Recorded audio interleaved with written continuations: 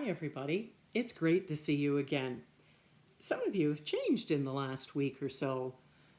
You have more freckles this week than you did last week. I bet you've been playing outside in the sunshine. It sure has been nice the last few days, hasn't it? And you, look how you've grown. You're at least 2 inches taller than the last time I saw you in March.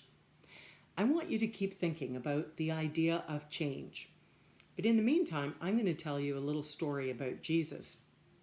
Back in the day, Jesus went up on the side of a mountain and he started to teach his disciples and all the people that had been following him. He had quite a crowd there. And we've come to refer to that as the Sermon on the Mount. And at the beginning of the Sermon on the Mount, Jesus talked about what we now call the Beatitudes.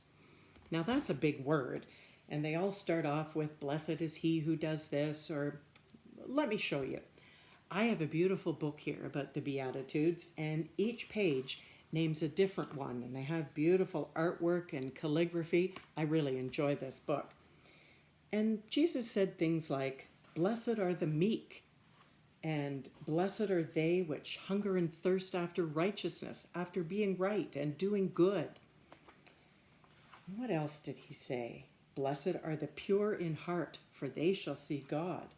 Blessed are the peacemakers." Well, anybody who's been on a schoolyard knows how important it is to be a peacemaker. I'm not going to go through each one of these with you, but I'd encourage you to go through them with your moms and dads or as part of your Sunday school lesson. You can find the Sermon on the Mount and the Beatitudes in the book of Matthew, chapter 5, verses 1 to 12. Now, what Jesus was really trying to say is that change is okay, and sometimes it's necessary, because sometimes, in order to live a proper life, we have to change our hearts. And so he was showing people the right thing to do, the way to follow God, the way to get closer to God, the way to be a part of the kingdom of heaven. Now, how do we know if somebody changes their heart? Let me give you an example. I have some sandwiches here that I made for my granddaughter's birthday party that I'm going to tomorrow. And I thought, since she's just a little girl, she might like heart-shaped sandwiches.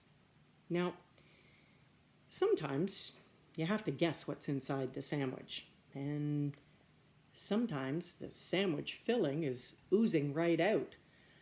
Can you tell me what kind of sandwiches these are? Egg salad and peanut butter and banana. It's one of my favorites. But what about this little guy? It's really hard to tell what kind of a sandwich this is. Sometimes we have to look inside. Oh, it's peanut butter and strawberry jam. Yummy. Well, how do you think others can tell what's inside our real heart, not just our sandwich heart? But how do you think people would know what's inside our heart? And how do you think they would know if we were following Jesus' advice from the Sermon on the Mount?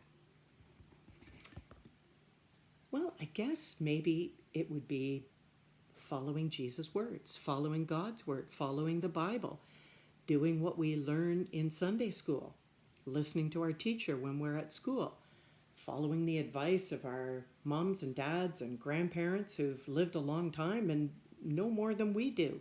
They can help us out a lot with their advice. And it's our actions, right? And the things we say and do that will really tell people what's in our heart. For instance, if I say that I love everybody, but then I get mad at my friend, or if I say that I always do what's right, but then I don't put away my toys when mom and dad ask me to come to dinner, then I'm not really being true to God's teaching, am I? So this week, I want you to think hard about the things you can do to show people that you are followers of Jesus, that you've taken his advice from the Sermon on the Mount, and you have changed your heart to better follow him and to better follow as a member of God's kingdom. Can you do that for me this week? I know you can. You have a great week, okay? See you later, everybody. Bye-bye.